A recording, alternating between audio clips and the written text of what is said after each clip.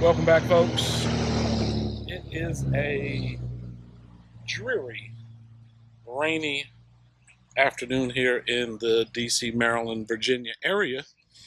So I wanted to just kind of give you guys just a heads up as to where we are with the garden. A lot of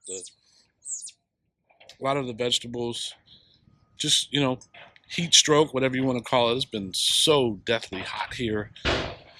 This is the first rain that we've received, gosh, in a couple weeks. Definitely had storms last night. It was about 1.5 inches in the rain gauge this morning, and it's just been overcast and kind of drizzly, misty all afternoon, all day today, actually. It's like just after lunchtime now, but what I wanted to do, show you guys some of the stuff that I have germinated for our fall plantings.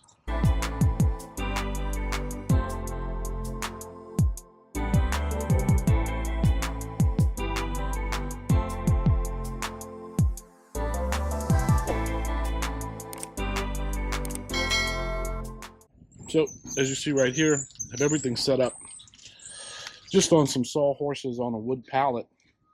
But all of these that I have germinated here were all directly sowed into the seed trays, sat outside. I think like the earliest stuff that I did was around, I think it was like the 5th of August. Look at these collards right here. Let me see. Yep. These collards were direct sowed into this little 3-inch pot on the 5th of August. Today is the 30th. Is it? Yeah, today's the Friday the 30th. So just quickly, I'll show you what I have. We have some land cress, and this is actually in a 200 cell seed tray. Got them on Amazon. Turned out, just like I expected. You get 10 rows of 20. Direct sowed these in there, right behind it. I just did the other day, 5 rows by 10 of 4 different types of onions that I got from Hoss Tools. Just so 2 days ago on the 29th, I did 7 rows of 5, so 35 cabbage. And then day before yesterday, Paris Island lettuce. I also have 3 broccoli, 6 broccoli, and then 4 Napa cabbages. I have 12 broccoli, 12 arugula, and then more of the Hoss Tools onions. And what we have here, arugula, Swiss chard, and then these are the sugar snap peas that I almost killed the other day. I'm going to say, so let me explain. With this 200 cell tray, they're only about 1 inch by 1 inch. If you know the size of a sugar snap pea, doesn't really give it a lot of room for soil, so I'm probably not going to germinate like this again. But, honestly, it's perfectly fine. It's just probably 60% germination rate. And then the other thing, I didn't show you guys this when I did it, but I actually bought this bucket. It's, what is it? 3-gallon bucket, sorry. 3-gallon bucket. And I direct sowed about 16 white icicle radishes, and then 6 of the, I can't remember what they were called. It's a red radish with a white tip. But anyways, these are doing phenomenal, and I'm actually, let's go ahead and pick one so you can see. Get some of that dirt off. But yeah, it's a nice way of doing like patio planting for stuff like radishes. I mean, it's probably 3 inches or so. Let me get in here and see if we have a white one. The one I picked one the other day and snacked on it for lunch. It was quite delicious. but here's one about the size of my hand. I mean, it's a nice size radish to be growing in this little pot. I mean, this pot is like, I don't know, maybe like 12 inches by 15, 16 inches. It's not that big, but if you see, it has 30 some radishes in here, something like that. But yeah, a great way for you to do patio stuff. So just wanted to kind of come in, give you guys a short and sweet. I'm going to wash these and snack on these this afternoon.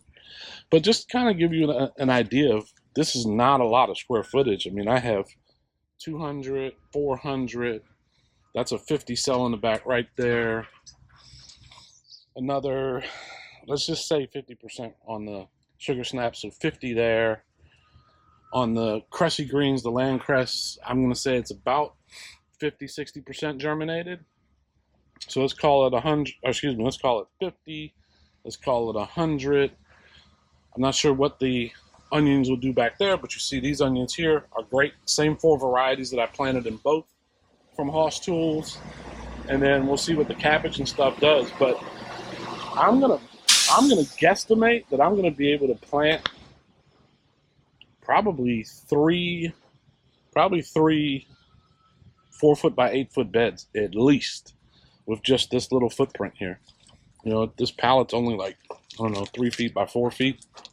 But just to give you guys some perspective on what you can do. Same thing with these collards. If you look here, there's about 10 collards in this 3-inch pot.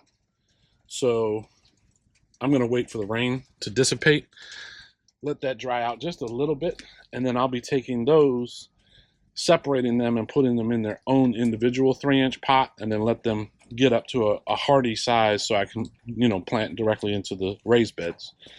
But guys, just kind of from perspective of not really taking up a whole lot of space, and you see I have hundreds, literally hundreds of germinated vegetables that are going to be going into our fall garden. So this is informative. It's meant for education, of course, showing what I'm doing, not telling anybody. I'd love to hear from people in the comments down below.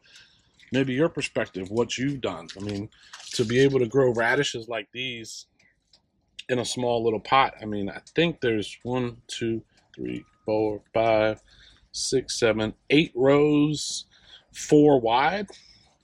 So yeah, you can get probably 50, 60 radishes in a little pot like that. Just direct sowed them. They sat out, sitting out on this bench.